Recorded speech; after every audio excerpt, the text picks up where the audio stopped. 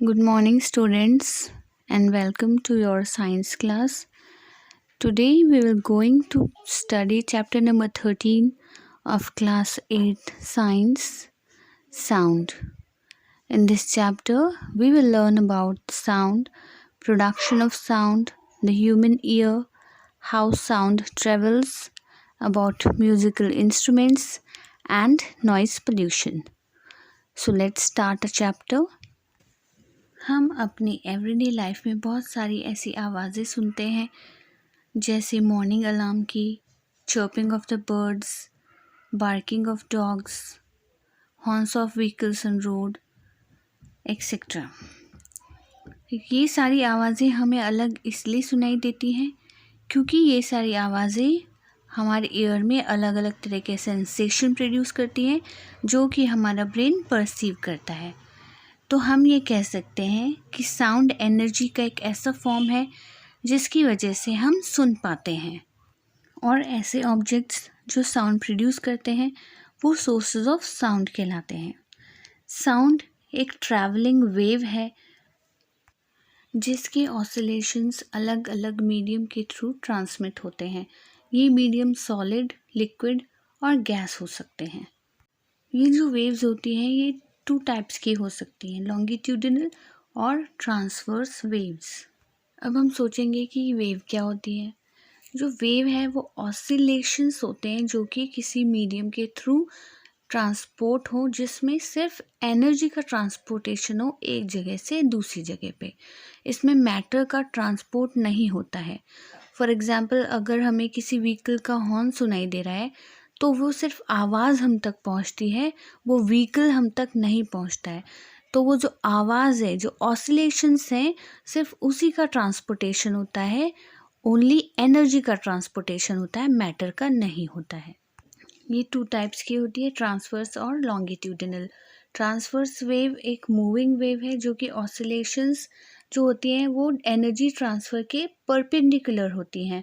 मतलब इसमें जो मीडियम है उसके ऑसिलेशंस ऊपर नीचे होते हैं। नेक्स्ट है लॉन्गिट्यूडिनल वेव। लॉन्गिट्यूडिनल वेव में जो पार्टिकल मूवमेंट होता है वो पैरेलल होता है to the direction of wave propagation. मतलब जो पार्टिकल्स हैं वो लेफ़्ट और राइट मूव करते हैं जिससे कि पार्टिकल ऑसिलेट या वाइब्रेट होना स्टार्ट हो जाता है।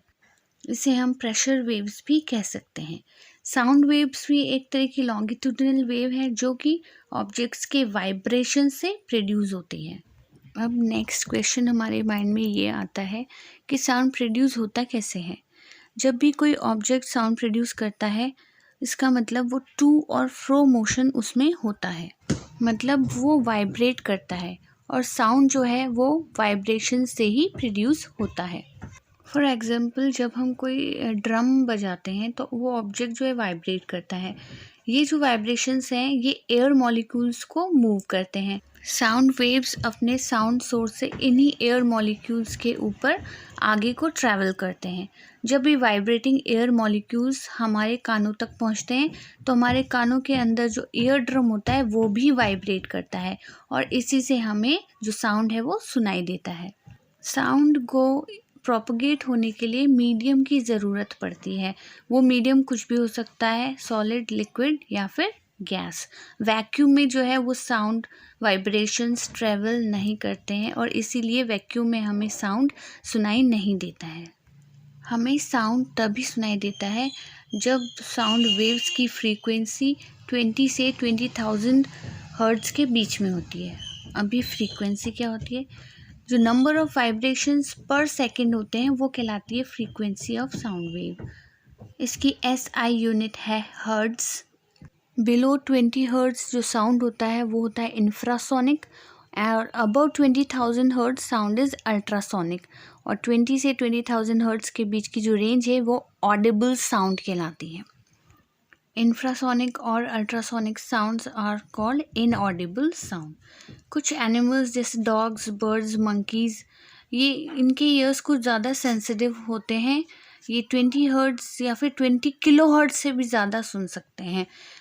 जब कोई नेचुरल कैलामिटीज़ आती हैं तो इन एनिमल्स को पहले ही अलर्ट पता लग जाता है, और इसीलिए ये हमें बताने की कोशिश करते हैं या उनके बिहेवियर में कुछ एबनॉर्मलिटी पाई जाती है।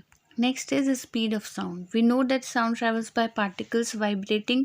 तो इसे समझने के लिए हमें पहले ये पता होना चाहिए कि जो मीडियम है उसका वो क्या है, सॉलिड, लिक्विड या फिर गैस।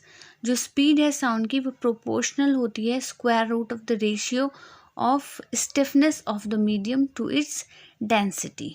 मतलब साउंड की स्पीड मटेरियल के स्टिफनेस और उसकी डेंसिटी पर डिपेंड करती है। Next topic is properties of sound waves. First is wavelength. Wave के किसी भी पॉइंट का डिस्टेंस उसके दूसरे फेज के इक्विवेलेंट पॉइंट पे वो कहलाता है वेवलेंथ, मतलब एक वेव की पूरी लेंथ। Then amplitude. एम्पलीट्यूड होता है वाइब्रेटिंग ऑब्जेक्ट जो भी मैक्सिमम डिस्टेंस कवर करता है फ्रॉम इट्स मीन पोजीशन, वो एम्पलीट्यूड कहलाती है। एम्पलीट्यूड रिलेटेड होता है साउंड के लाउडनेस से। Then pitch. पिच जो है वो श्रिलनेस बताता है कि किस एक्सटेंट तक श्रिलनेस से साउंड में जितनी ज़्यादा फ्रीक्वेंसी हाई होगी उतनी ज़्यादा हाई पिच होगी। इसका मतलब जो साउंड है उतना ही ज़्यादा शार्प होगा। अगर फ्रीक्वेंसी लो है तो पिच भी लो होगी और साउंड जो है वो हैवी और कोर्स होगा। देन फ्रीक्वेंसी, जो नंबर ऑफ़ वाइब्रेशंस होती है एक सेकेंड में वो कहलाती है फ्रीक्वेंसी ऑफ वाइब्रेशन। इसकी एसआई यूनिट हर्ट्ज़ होती है और ह्यूमन ईयर जो है वो 20 से 20,000 हर्ट्ज़ तक साउंड सुन सकता है। Then time period. जो एक ऑब्जेक्ट को एक वाइब्रेशन या ऑसिलेशन कंप्लीट करने में जितना टाइम लगता है वो कहलाता है उसका टाइम पीरियड। एक बार फिर से हम देख लेते हैं। पिच। पिच जो है वो रेफर्स टू हाईनेस और लोनेस ऑफ अ साउंड। जो पिच है साउंड की डिपेंड करती है फ्रीक्वेंसी पर। फ्रीक्वेंसी ज़्यादा होगी तो वैल्यू ऑफ पिच भी ज़्यादा होगी। इसी कारण जो लेडीज़ और चिल्ड्रन की जो साउंड है वो तीखा होता है क्योंकि उनकी फ्रीक्वेंसी ज़्यादा होती है, और जो साउंड ऑफ मैन है वो grave due to low pitch of their sound. Pitch और फ्रीक्वेंसी दोनों की यूनिट हर्ट्ज़ है। हाई फ्रीक्वेंसी का मतलब हमारे कानों में ज़्यादा वाइब्रेशंस आ रही हैं। पिच हाई या लो कैसी होती है उसी पे डिपेंड करता है कि साउंड हमें कैसे सुनाई दे रहा है। ह्यूमंस की जो साउंड की पिच है वो डिपेंड करती है उनके वॉइस बॉक्स या फिर लैरिंग्स पर। जो मेल होते हैं उनके लैरिंग्स कुछ थोड़ा लंबा होता है और मैसिव होता है, इसीलिए जो फ्रीक्वेंसी है वो कम होती है और उनकी जो आवाज़ है वो हैवी और कोर्स होती है। Then audible and inaudible sound. Audible sound जो हम सुन सकते हैं, इनऑडिबल जो हम नहीं सुन सकते। ऑडिबल साउंड की रेंज है 20 से 20,000 हर्ट्ज़ तक, और ऐसे साउंड जो कि 20 हर्ट्ज़ से नीचे है या फिर 20,000 हर्ट्ज़ से ऊपर है वो कहलाते हैं इनऑडिबल साउंड, जिसमें अल्ट्रासोनिक और इंफ्रासोनिक साउंड्स आते हैं। वो रेंज जिसमें हम सुन सकते हैं साउंड्स वो कहलाती है ऑडिबल फ्रीक्वेंसी रेंज, जो कि 20 से 20,000 हर्ट्ज़ के बीच है। अल्ट्रासोनिक साउंड ऐसे साउंड है जो कि जिसकी फ्रीक्वेंसी 20,000 हर्ट्ज़ से ज़्यादा होती है और जो हमें सुनाई नहीं देती है। Then loudness. लाउडनेस जो होती है साउंड की वो डिपेंड करती है कि कोई साउंड कितना धीमा है या कितना ज़्यादा तेज़ है। लाउडनेस डिपेंड करती है एम्पलीट्यूड पर। लाउड साउंड जो है तब प्रोड्यूस होता है जब साउंड का एम्पलीट्यूड ज़्यादा होता है, और फीबल साउंड प्रोड्यूस होता है जबकि एम्पलीट्यूड बहुत कम होता है। जो साउंड का जो लाउडनेस है वो एक्सप्रेस किया जाता है डेसिबल में। जब हम हमारे रिलेटिव या फैमिली मेम्बर्स या फ्रेंड्स से बात करते हैं तब हमारा जो साउंड है वो लो होता है, पर अगर हम पब्लिक गैदरिंग में बोलें तो हमारा साउंड हाई हो जाता है। जो लाउडनेस है साउंड की वो डिपेंड करती है कुछ फैक्टर्स पर। For example, amount of energy of a sound, distance from the source of sound, the state of medium through which the sound is transmitted, and the medium through which the sound is traveling, and the source from which the sound is produced. Sound की loudness measure की जाती है unit में जिसे हम decibel कहते हैं। Next is quality या टिम्बर, जिसे हम टोन भी कहते हैं। ये हमें डिस्टिंग्विश करने में पता लगाता है कि दो साउंड जो कि सेम पिच और सेम फ्रीक्वेंसी के हैं पर दो डिफरेंट सोर्सेज से प्रोड्यूस हो रहे हैं, जैसे कि एक पियानो या फिर एक बांसुरी की आवाज़ को हम इजीली डिफरेंशिएट कर सकते हैं कि कौन सी आवाज़ बांसुरी की है और कौन सी आवाज़ पियानो की। ह्यूमन बीइंग्स में जो ऑर्गन है टू परसीव साउंड वो है हमारे ईयर। ये 3 पार्ट्स में डिफरेंशिएटेड होता है, आउटर ईयर, मिडिल ईयर और इनर ईयर। जो आउटर ईयर है वो साउंड को कलेक्ट करता है और टिम्पैनिक मेम्ब्रेन, जिसे हम ईयर ड्रम भी कहते हैं, उसे सेंड करता है, जो कि जब साउंड उसमें एंटर होता है तो वो वाइब्रेट करता है और मिडिल ईयर तक ट्रांसमिट करता है साउंड को। जो मिडिल ईयर है वो इस साउंड को इनर ईयर तक ले जाता है, जहाँ पर जो वाइब्रेशंस है वो इलेक्ट्रिक सिग्नल्स में कन्वर्ट होते हैं, जो कि ब्रेन को भेजे जाते हैं through the auditory nerve. Human ear जो है कभी कभी साउंड लेवल्स कुछ लिमिट के बियॉन्ड नहीं सुन पाते हैं, वो साउंड जो होते हैं वो हमारे लिए नॉइस बन जाते हैं। ये साउंड हमारे कानों तक पहुंचते कैसे हैं? अभी हमने देखा था जबकि कोई ऑब्जेक्ट वाइब्रेट करता है तो उसके आगे जो एयर मॉलिक्यूल्स होते हैं वो भी उसी फ्रीक्वेंसी से वाइब्रेट करते हैं, इसलिए जो वाइब्रेशन है ये उन एयर मॉलिक्यूल्स को ट्रांसफ़र हो जाती हैं। फिर ये वाइब्रेशंस ट्रांसफ़र होते होते हमारे कानों तक आती हैं। हमारे कानों में जब ये आती हैं तो वो ईयर ड्रम को भी वाइब्रेट करती हैं और इसी के कारण हमें साउंड जो है वो सुनाई देता है। जितना ज़्यादा वाइब्रेशन का एम्पलीट्यूड होगा उतना ही साउंड लाउड होगा, और मतलब इसका मतलब ये है कि जो साउंड है वो ग्रेटर डिस्टेंस ट्रैवल कर सकता है। फॉर एग्ज़ाम्पल, जब हम ड्रम को स्ट्रक करते हैं तो वहाँ से जो वाइब्रेशंस होती हैं वो एयर मॉलिक्यूल्स के थ्रू हमारे कानों तक आती हैं।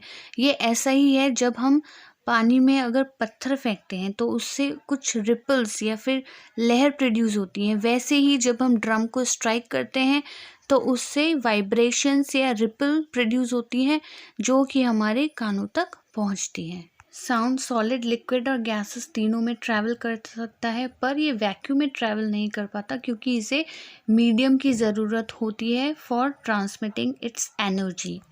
गैसेस में जो साउंड का ट्रांसपोर्ट है वो स्लोली होता है, लिक्विड्स में गैसेस से थोड़ा ज़्यादा, और सॉलिड्स में जो साउंड का प्रोपगेशन है वो फास्टेस्ट होता है। ऐसा साउंड जो हमें सुनने में अच्छा लगता है, प्लेजेंट लगता है, वो कहलाता है म्यूज़िक। और जो म्यूज़िक है वो प्रोड्यूस होता है म्यूज़िकल इंस्ट्रूमेंट से। म्यूज़िकल इंस्ट्रूमेंट्स बेसिकली 5 टाइप्स के होते हैं: string instruments, wind instruments, percussion instruments, brass instruments and electric instruments. First is string instruments.